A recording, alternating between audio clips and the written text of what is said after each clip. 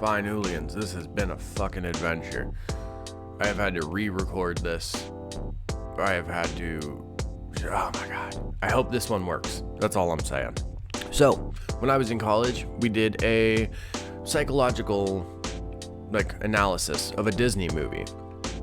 I actually was able to find the essay that I wrote, and I thought, hey, might be fun to do that on the channel. Kind of go back and reread it, see what I wrote, analyze my analyzation. I don't know. I just thought it was a fun idea. If people don't care about this video, I understand. Either way, let's get into it, shall we? Okay. Also, wow, I think I was 22 when I wrote this, 22, 23. So a little bit younger. Okay, let's do this. The messages that the Disney film The Little Mermaid sends to little girls and even little boys is very misguiding and concerning. If a young girl followed what this film suggests, even if subliminally, she would probably grow up to be very lonely and have... Okay, that may have been too a little on the nose of a statement there. You know what? We'll go through this and I'll try and explain, or I'll try and guess what I was thinking, hopefully. She would probably grow up to be very lonely from having too high of standards, or she could end up with the wrong guy because of what material traits he has instead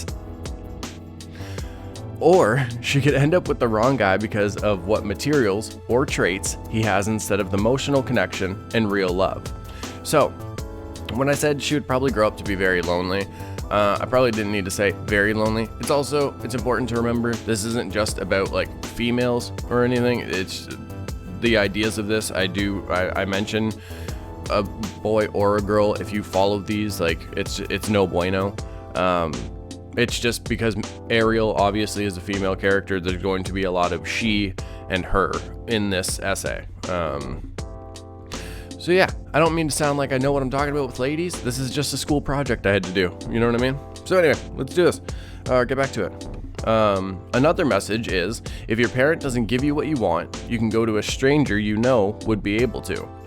Ariel and fucking Ursula. Why would you do it? She's a sea witch, you know that. Come on. As the daughter of a king, Ariel is expected to follow his orders without asking any questions. She enjoys collecting human objects that have fallen in the ocean and swimming up to the surface to see what is outside of the ocean and hopefully see a human. Due to his fears of what humans can do, King Triton orders her to stay down at the bottom of the ocean and never return to the surface. I say ocean way too many times in those sentences. I probably definitely could have cut one of those out. Now I'm just analyzing my editing. He also forbids her from collecting any sort of human object because it has to do with humans. Prejudice much? That's in my alright, you're not gonna be able to see it, but it's in brackets there. And yeah, it is one of those things, just because they are human, he has, a bit of hatred towards them. They're surface dwellers. We're not supposed to talk to them. We, stay away from them and everything. I don't know. I just thought that was an interesting thing to include. Also, God, I hope the coloring and stuff is all right on this. That's not, my mind, I gotta keep it on this. He also forbids her from collecting any sort of human object because it has to do with humans. Instead of a parenting encouraging the child's curiosity and sense of adventure, he is trying to keep her from doing what she loves to do. He could swim around with her to ensure her safety while she shows him her passion. This could send the message to a child that it doesn't matter how happy something makes you, your parents' orders are to be followed without question or curiosity as to why.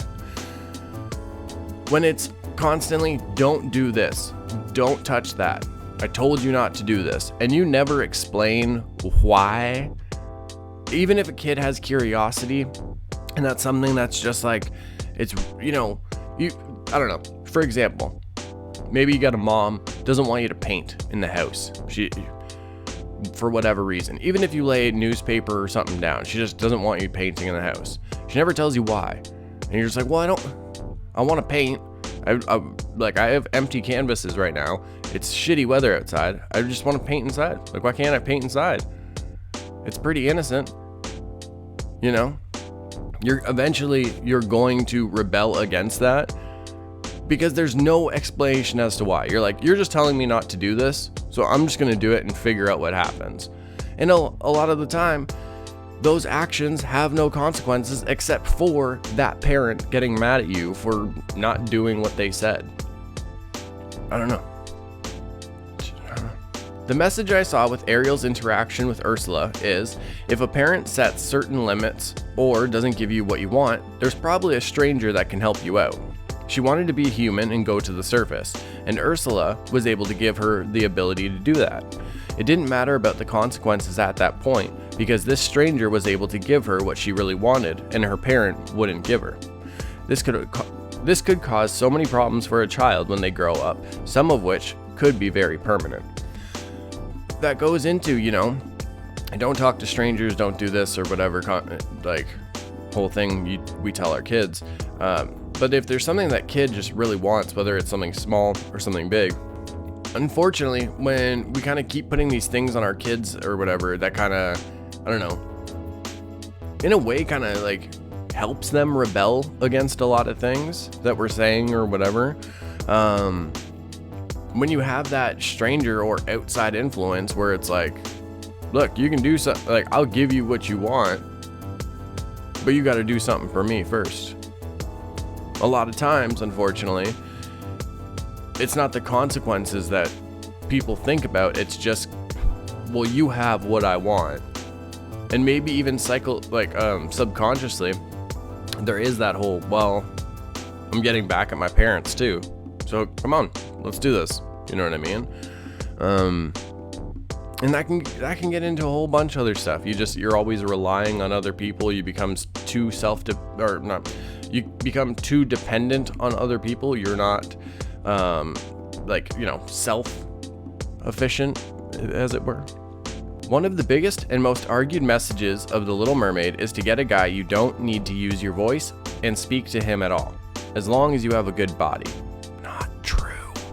Not true. Part of the deal to get legs and go to the surface, Ariel had to give up her voice to Ursula and use her body language. I only do it like that because that's how Ursula says it in the song, and she's like, and don't forget your body language, or whatever. But either way, sorry. Ariel had to give up her voice to Ursula and use her body language to get Prince Eric. I found 2 quotes from the scene that stuck out for me. They find women who talk too much gossipy. This is saying don't talk a lot, if at all, because guys don't want a girl who is gossipy or chatty. Also, it's she who holds her tongue that gets the man. This is definitely saying a girl is supposed to stay quiet and be seen instead of heard. If she wants to get a man, then she needs to be quiet and not argue with them. The crazy thing is, even as a child, I actually heard this same thing. Kids are supposed to be seen and not heard. And that's the most bullshit thing ever. Straight up, like, guys or girls, whatever, you don't be quiet and not talk just because you think that's what's going to get you a spouse, or, you know what I mean? Don't do it. Talk about things that interest you. Talk about things that, upset you. Talk about things you're passionate about. That is what we want to hear. Okay, honestly, that's what I could be using this for. As a guy speaking, we like to hear things you're interested in. I mean, sure, some guys and girls don't give a shit, let's be honest. They're just looking for a physical being to be with them. But a lot of guys, believe it or not, do actually want someone who talks.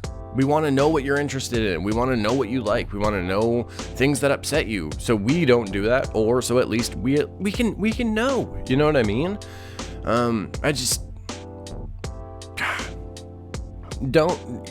There's a difference between, if the only thing you have to talk about is everybody else, with the whole okay.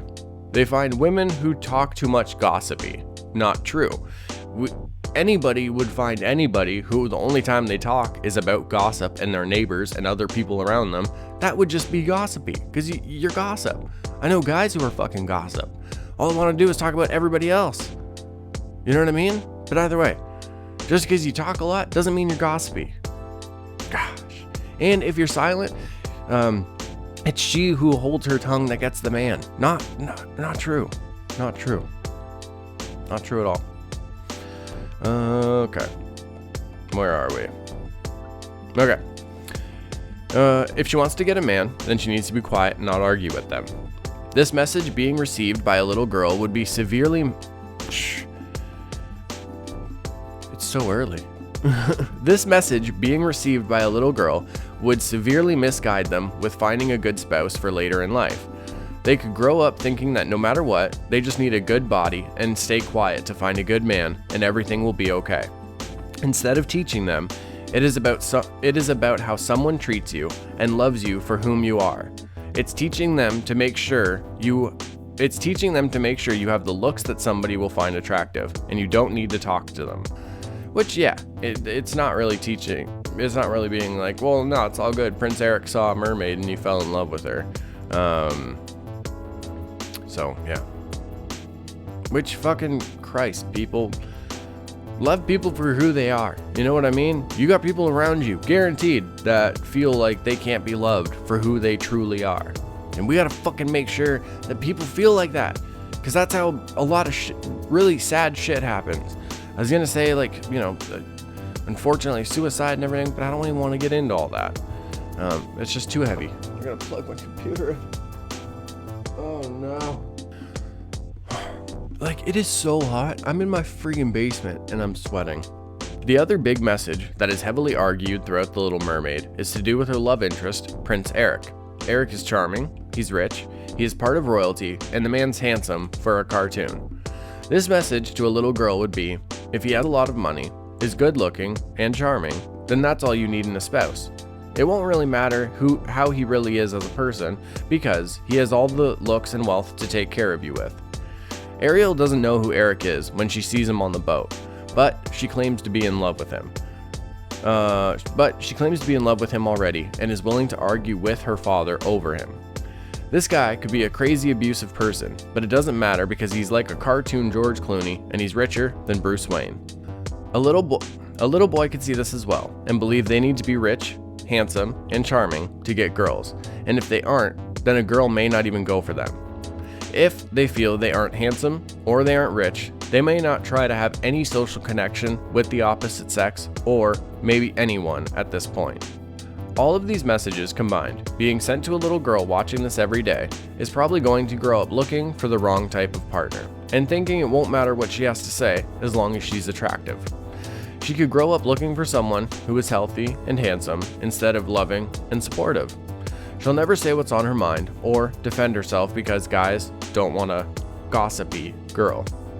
And if your parents can't give you what you want, go with a stranger. They can probably help you with it. Although this film is a classic, a good one at that, it does have its messages that if a little girl followed could grow up with a convoluted way of thinking about love and relationships. All of these also apply for little boys watching this as well, because they could see the messages and believe that they need to find a girl that will be quiet, so they won't argue with them, but still be attractive. This way of thinking can be what drives girls and boys into a cycle of toxic relationships through life, or into some serious trouble if they go to creepy, witchy type stranger. The parents need to make sure their children don't twist these messages into life guidelines as they grow and get older, and make sure they instill good and healthy beliefs in things while still letting the child explore their curiosity and sense of adventure. Whew, a little rough. Admittedly, look, that was a little rough to get through. I'm still waking up here, folks. But also, I think before I say that, I just want to say, I hope nothing I wrote it gets like twisted in a negative way. I am in no way attacking anybody or saying that their choices are wrong. That's your thing. This was purely for a college project. I wrote it. I got a pretty good mark on it. I'm proud of that. But either way, it'd be cool to hear what you folks think about certain things.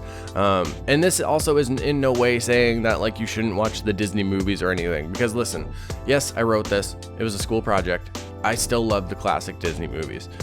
I know every song, like every word to every song from Lion King and Aladdin. You know what I mean? I love them. So it'd be cool to hear some of the hooligans' thoughts on other Disney movies, or if you have things to add to The Little Mermaid, that would be really cool too. Either way, throw them below or hit me up on the social medias. You know what's up. And this video was brought to you with the help of the Patreon producer, J Coulter Artist. If you folks want to be one, $2 and $5 tiers over there. Exclusive content, early content. Oh goodness, folks. There's gonna be some changes like going forward. The $5 might get like, you know, other things where you can like submit things for like the channel or whatever. I don't know. I'm still trying to kind of reformat everything. I love you hooligans. I do. So, mwah, mwah, mwah. Be a beautiful fat J's. All my quiet kids, freaks, and weirdos. For the love of everybody, could you keep being weird? Thank you.